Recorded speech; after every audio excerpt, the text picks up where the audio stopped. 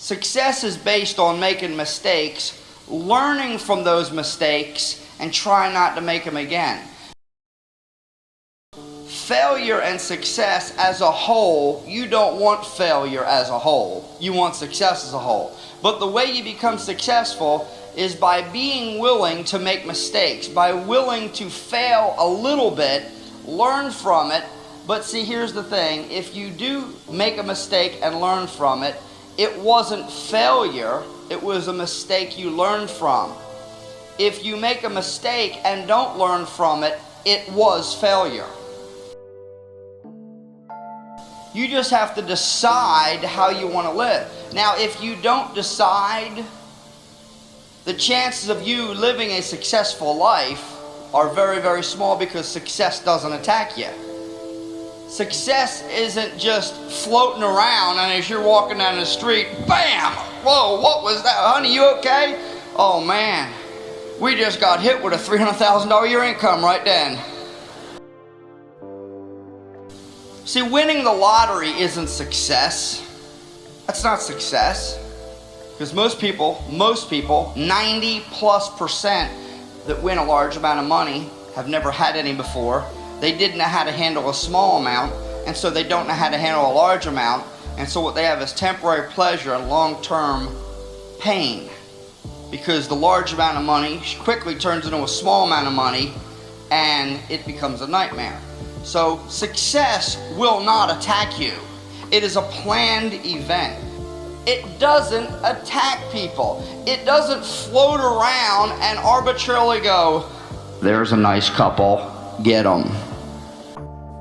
Now, if you live your life thinking that success will attack you, or success is luck, or it's breaks, or it's being in the right place, or whatever, if you think that success is just haphazard, then it's very hard to believe that you will be a success, because you may not get hit with it. But when you realize it is a planned event and you're making the plans for that to happen, then you are already successful. You just have to go through the plan. What is the foundation of success? I'm talking about a successful NBA career. I'm talking about a successful ministry. I'm talking about a successful surgical career, if you're a neurosurgeon or a cardiovascular surgeon. How do you become a successful person? Okay? And when I talk about that, I'm not now talking about all the happiness that comes with it and all that stuff. I'm talking about, how do you get where you want to be? What do you want to become? What type of income would you like to have? How do you become the best at something? How do you rise above everybody else and succeed in that field of endeavor? Because what you do to become a cardiovascular surgeon or a NBA draft pick, it is exactly the same principles. The principles of success are the same for any field of endeavor. Was Vince Lombardi a successful football coach? Yes or no? He took a team that was 1-9 basically for 3 years straight, coached them, they got into the playoffs, and then the next year they won a world championship. That's a successful coach. By the way, back then they didn't have free agents and trades and drafts and all that stuff. You know what he did? He took the exact same set of players that failed 3 years in a row, 1-9, and the same exact set of players, except for maybe one guy, which wasn't really an impact player, and he won a world championship. All them guys were already on a team. What he did is he taught them how to win, because he taught them success principles. Is Pat Riley a good basketball coach? Yes or no? He has successful work habits. He uses success principles. Now I'm going to tell you something. Pat Riley could take over a CEO position at any major corporation, and I'm guaranteeing you he would have a successful business. He would run that successful business. He could make that a successful company. Why? Because the success principles you use to win an NBA championship are the same principles you use to run a successful business. And so success is duplicatable. But what is the foundation of success? To be successful, what is one of the main ingredients, pardon me, if not the main ingredient to be successful? It's commitment. You're going to have to commit your time, your energy, efforts, some finances. You're going to have to make a commitment of your thoughts to the success that you're chasing. A foundational cornerstone of success in any field of endeavor is commitment. What is commitment? How do you know you have it? How can you prove to others you're committed? What is proof that you're committed? After 2, 3, 5, 6 months, how can someone know that you're committed? I'm going to tell you, there's 2 words: persistence and consistency.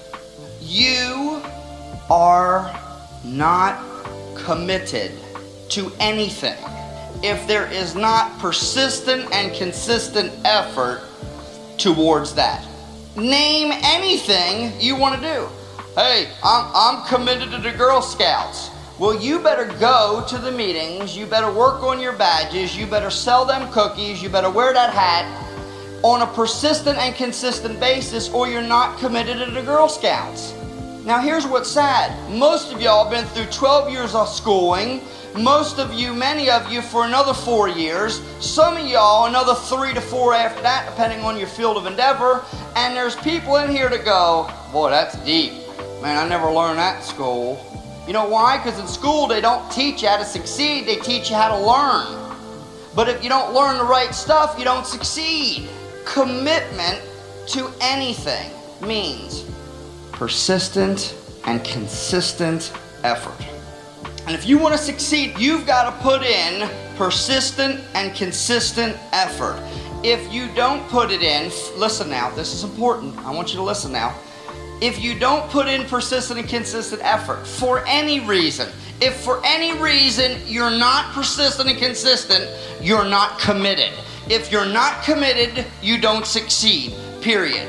If you're not persistent and consistent because of you, you're still not going to succeed. If you're not persistent and consistent because of your wife, you're still not going to succeed.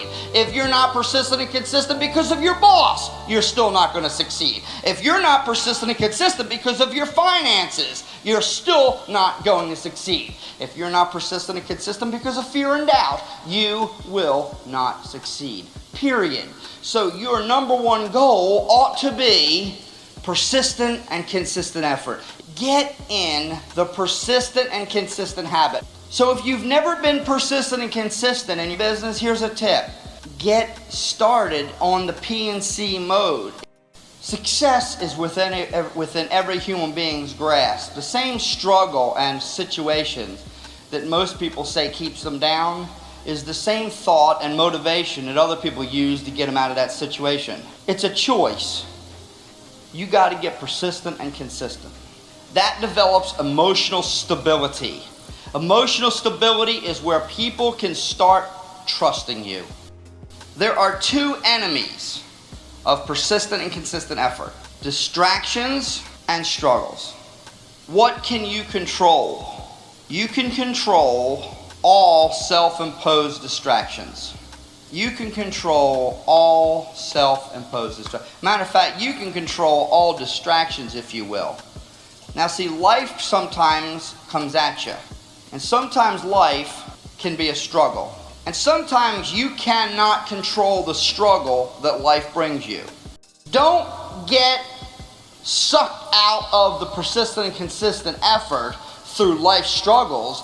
They get sucked out and sidetracked by self-inflicted distractions. And what you need to do to become persistent and consistent is learn to focus on your efforts. And the best way to do that is by getting rid of all the self-imposed distractions. That's a distraction. That's a distraction. We're getting rid of that distraction. I was golfing. We ain't golfing no more. Get rid of that junk. Get rid of this junk. We ain't doing that. Get rid of that. We're getting rid of that. We used to do this. We used to go to movies a lot. No more movies. We ain't doing this no more. Get rid of that. I'm getting rid of distractions, baby. Why? Because I want to succeed, and succeed is based on commitment, and commitment is persistent and consistent effort, and I'm not going to allow anything to get in the way of my ability to be persistent and consistent. You got to get violent. You got to get focused. You got to get fired up. And when your mommy and daddy say, well, we're having a birthday party, you got to decide, are you going to your mommy and daddy's birthday party for your 93-year-old brother again? Or you're going to go be persistent and consistent. Go to the party, you stay broke, be persistent and consistent, you succeed. And then when you succeed, you get to go to all the parties you want. It's self-imposed. It's not difficult. It's a choice. It's a decision. Some of you guys golf, you're going to have to put it on the back burner. Some of you guys like softball. How many multimillionaires play softball? Would you wake up? When was the last time one of the guys on your team said, listen, man, I ain't diving head first. I'm worth about $400 million. I don't want to break my neck. You play softball, you are hanging out with has-been overgrown people that are going nowhere in life. And if you hang out with them, you're going right there with them. Listen to me, I loved softball. I played on 3 teams, 9 to 12 games a week. I was the leadoff hitter. I played left field. I would run through a fence, dive over the fence. I would risk my life for a stupid fly ball so that when I went back to the dugout, I would have 1 or 2 guys go, man, that was a great catch. I wanted that guy to be proud of me. Check the checkbooks on any one of them guys and see if they're debt-free, financially independent. Follow them back to where they live. Oh, don't worry about what they drive. Anybody can have a bank car. $400 a month, you can drive anything you want. And that's why they have drive-in windows at the bank, so that every month when you're making your payment, they can eyeball their car. It's called a drive-through for a reason. You get the drive-through and they inspect their investment. So don't tell me that softball is evil or bad. It's not if you have no life. Do you have to never hunt again? Do you have to never play softball again? Do you have to never bowl again? Do you have to never golf again? Listen to me, guys. Listen. You postpone the thing you love the most. You postpone it. You put it on the back burner. You still love it. You still care about it. But you focus your efforts elsewhere. You get persistent and consistent so that you can be committed, so you can become a success. Now, you can fly to Alaska and you can hunt your feet off. You can get you a guide and go after a grizzly. See, you can have an average Mickey Mouse everyday life like all the other broke people you know, or you can live first class doing everything awesomely, professionally, incredibly, but you're not going to do both.